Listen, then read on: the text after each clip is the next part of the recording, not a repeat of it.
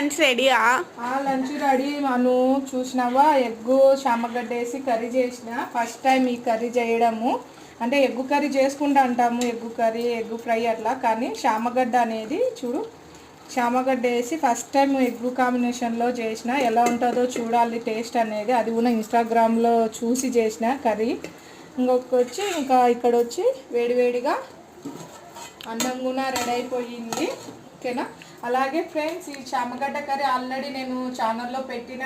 ఒకవేళ మీకు ఈ చామగడ్డ రెసిపీ కావాలంటే నేను ఎలా చేసిన, ఫస్ట్ టైం చేసిన ఈ రెసిపీ అనేది ఒకసారి నా ఛానల్ కింద లింక్ ఇచ్చా, ఒకసారి చూడండి ఫ్రెండ్స్.